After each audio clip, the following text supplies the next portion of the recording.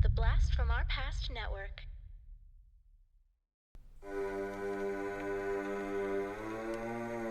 Lock your doors, close your windows, turn out your lights, for chills and thrills await you. It's time for Podcasting After Dark with your hosts, Corey Stevenson and Zach Schaefer. Stay with a friend, say your prayers as grisly ghouls close in to seal your doom, and enjoy this bonus episode of Podcasting After Dark.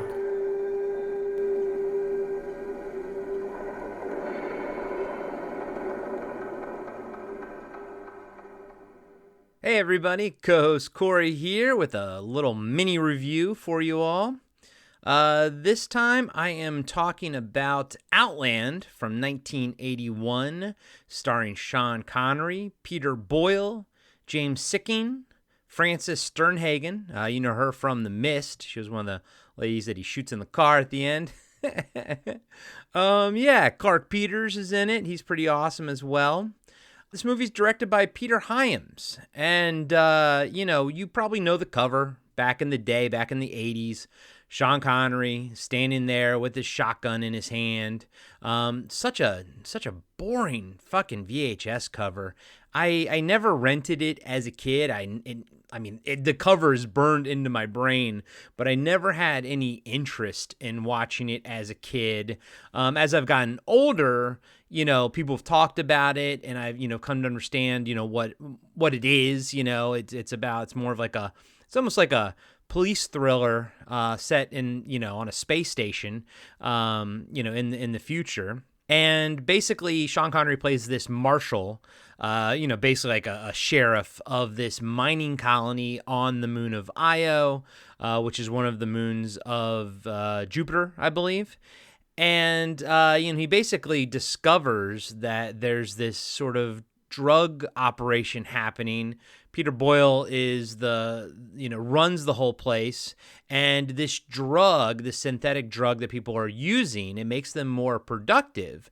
So every year, apparently, every cycle, they meet all their quotas, they exceed all their quotas, so everybody's happy and everything. But this drug, after you use it excessively, it will make you basically go mad. So the movie kind of starts with John Ratzenberger, working, out in space, zero G and everything. You got to have your spacesuit on and everything. He goes mad. He breaks his suit and his head explodes in the suit, which is great, inside the helmet. And, that's kind of how it starts. And there's a couple other head explosions in the movie.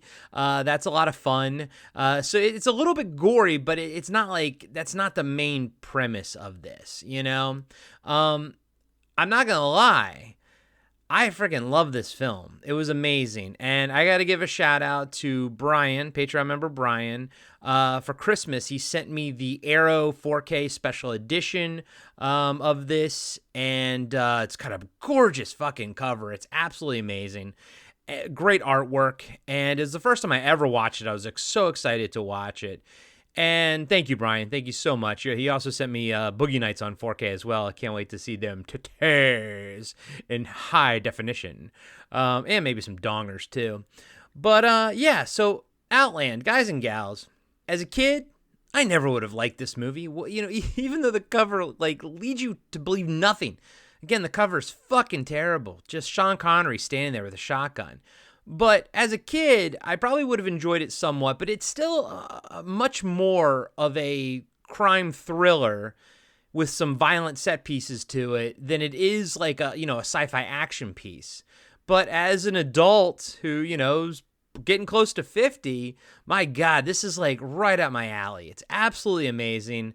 First thing I noticed was that the production design for this movie, it's so reminiscent of Alien that I was just kind of like, oh my God. And then on top of it, you have a score by Jerry Goldsmith, who also scored Alien, and you get what is essentially a crime thriller in the Alien universe. You cannot tell me that this does not take place in the Alien universe. And I know that like Ridley Scott has said that Blade Runner and the Alien universe are connected and they're the same universe. Although I never really understood why some of the androids in Alien, at least all the androids in all the Alien franchises have white blood, and then the replicants have blood looking, red looking blood. Never understood that, but okay, I'll buy it. Fine, whatever. This movie absolutely looks and feels like it takes place in the Alien universe. The director, Peter Hyams, he's done 2010, the year we made contact. He did Time Cop. He also did The Relic, a movie that Zach and I are chomping at the bit to cover. I think the next open slot we have, we're gonna cover it because we both love that movie. That's a movie that I just absolutely adore when I saw it back in the theater. But Peter Hyams, I'm assuming he was a fan of Alien because he made a movie that takes place in the Alien universe. It's interesting with Sean Connery because, like, I'm thinking back and I'm like, okay, I've seen him in James Bond movies playing James Bond. I was never a huge James Bond fan as a kid, so I've probably only seen the Sean Connery movies, maybe once, if that. But that's what, I know him from. Sadly, I'm trying to think, obviously Highlander. Again, I was never the biggest Highlander fan growing up either. And then I remember him from League of Extraordinary Gentlemen. So it's kind of like, I'm sure there's other things in there. What was that movie? You're the Man Now, Dog. I'm sure there's like other stuff in there that I've seen him in. But like, I kind of only know him as the cliche Sean Connery. And I was very impressed in this movie. He's acting. Like, I know he acts in the other movies. Like, I understand that. But it felt like he was playing kind of a vulnerable character. Like, at the beginning of the movie, like, his wife leaves him with their kid. Like right when you sort of meet the characters, she's already, like leaving him. And so there's this vulnerability to his character that I loved it. I loved how he portrayed it. Yeah, there were still Sean Connery moments where he's kicking ass and everything. But all the fights that he gets into in this movie, it never feels like, oh, it's a guarantee that he's gonna, win, or it's a guarantee that he's not gonna take any damage, because he does, And it actually kind of opened my eyes to Sean Connery a little bit. I was like, okay, I get it. Like, he's a good looking dude. I always knew that, but like, yeah, dude can also act, like he is still a good fucking actor. And, he's worth watching just, it's worth watching this movie just for him alone. Him and the set design and the production design is honestly, like, let's be real. Peter Boyle is great. He's not in it as much as I'd want him to be. But I mean, he is in it. He's kind of like the big bad, guy running the place. And, for me, Peter Boyle will always be young, the Frankenstein monster. Super duper. Fucking love Young Frankenstein. It's one of my favorite comedies of all time. It's my favorite Mel Brooks movie. Fucking Young Frankenstein is amazing. But Peter Boyle is great in this. He's kind of an asshole, but kind of a likable asshole, James Sikking is really good as well. There's kind of like, he's only in it in the first half of the film, and, it all makes sense. I don't want to like give too much away. I mean, although it did come out in 1981, so I'm sure a lot of you have seen it. Frances Sternhagen, she's great. Like, everyone's really fucking good in this movie, but it's not perfect. Like, Sean Connery's character, O'Neill, the marshal, he kind of just like figures out the plot. He kind of like confronts Peter Boyle's character, Shepard. He confronts him like halfway through the film, like midway through the second act. And so they're really like the chase of like him trying to get to the bottom of things. He kind of figures it out pretty quickly. And then the middle way to the end of the second act, there's basically Peter Boyle's character calls in some hitmen, and they have to come in via a shuttle, and it takes time. There's like no hyperspace or whatever. So it's going to take 40 hours to get from the space station to them. And there's this counter, a clock, and there's a lot of waiting. Like, Sean Connery's kind of like waiting. He's trying to see if anyone can help him. Nobody will. All the other marshals, like his deputies, aren't going to help him. So he knows he's alone. And the pacing kind of slows down at that point. But then it picks back up when the other, like the two hitmen come, and he has to kind of figure out a way to kill them. But like, it's a little bit wonky because he has to go through these elaborate, almost trap scenarios. Like, he gets his ass kicked pretty frequently by the two hitmen. And, all right, guys and gals, I'm just going to spoil it. The one hitman he kills by blowing this connector between two sections of the space station or the mining colony. He blows that, and the hitman's head explodes, so it's great, violent decompression. And then the other hitman, and so Sean Connery's like on the outside, like wearing a spacesuit, and then the other hitman is in the greenhouse area, and it's huge. It's like bigger than like the greenhouse section in Silent Running. Like it's a massive story building in space. And Sean Connery, again, still outside, causes the other hitman to shoot at him, or what he thinks is Sean Connery, and he shoots out the window. And again, violent decompression sucks him out. But I'm like, you've destroyed the entire greenhouse to kill one guy. And at the same time, what is this space station or this mining colony is hustling and bustling all throughout the film, but everyone is sort of aware of what's coming. So everyone is sort of like just congregating in this bar area, but like the bar isn't big enough to accommodate everyone, and the rest of the station is just bone empty. So I had a little bit of a problem sort of accepting all of that, but it didn't hamper my enjoyment of the film at all. Like I think the movie's absolutely fucking fantastic. It's beautiful, beautifully shot film. When there is violence, it's really awesome. Like I said, two really good solid head explosions. Like we're talking like scanner style head explosions, which are great.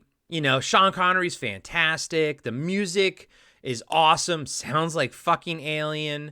The special effects are great. This aero transfer 4K looks absolutely amazing. The artwork, the cover artwork alone is worth picking this up. But the middle to second half of the second act was a little slow. It slows down. And then, just some choices that I just didn't make sense. Like no alarms went off in the rest of the station when like two of these violent decompressions happened. I was like, well, that's kind of weird. But I get the purpose of it story-wise because it's supposed to be Sean Connery's on his own. He does get help from one other person. But I get it. It's supposed to be like a Western where he's like on his own, It just felt weird in a confined space that is very, finite and very limited. Even though it is big, even though the station is big, it still is a finite space. You would think people would be like, oh, there's violent decompression over here. We got to go fix that. Or, the whole greenhouse, all of our food is fucking gone. Like, holy shit. Or at least half of it is. But otherwise, other than that stuff, it's an amazing fucking movie. A movie that I probably would not have enjoyed as a kid. I mean, I was like 3 when it came out in 81, but like, if I had rented it or something back in the 80s, I wouldn't have dug it. This is for adults, and I don't mean like sex or nudity. I don't think there is. There is some sex and nudity in it, but like themes, things like that. If you've never seen it, if you've never seen Outland, check it out any way you can. I don't know where it's streaming or whatever, but if you're a fan of it, pick up the 4K. Brian, thank you so much for this. This was awesome. And I figured a mini review here. We're never going to probably review it as a proper episode, unless a Patreon member picks it. And we got Brian, we know what your movie is next, Brian. And then Cam, we got your movie lined up next as well. So, I figured it'd be fun to do this little mini review. I don't know if it's really a full breakdown type of movie, but it's awesome. And it absolutely is a part of the Alien universe, is always going to be my headcanon. Dan Parker, our artist, does all the posters and everything like that. He mentioned that on Instagram and really solidified that for me. Because when I was watching it, I was like, man, this feels like an Alien movie. Like, feels like it takes place in that. And, of course, with, the score and everything. But, yeah, Dan Parker really reminded me of that. So, yeah, check out Outland. Fucking loved it. It was absolutely amazing. So, thank you again, Brian. You rock. Thank you to everyone who listens to these mini reviews. I really appreciate it. I have a lot of fun doing them, though. So, leave a comment on Spotify or Patreon or Instagram, whatever. Let me know if you're enjoying these as well. And, if you do like what we do, then swing on over to Spotify or Apple Podcasts and leave us a 5-star review. Or check us out on Patreon, whatever. I really appreciate all the support you guys give us. You all frickin' rock, and yeah, so does Outland. All right, let me see if I can do my Sean Connery, and we'll catch you on the dark side. Be sure to subscribe to Podcasting After Dark on Spotify, Apple Podcasts, and YouTube. You can support the show by joining our Patreon page, picking up a t-shirt from our merch store, or leaving us a 5-star review. Follow us on Instagram at Podcasting After Dark. All links can be found on our website at www.podcastingafterdark.com. And join us next time for another cult movie or TV show review with Corey Stevenson and Zach Schaefer.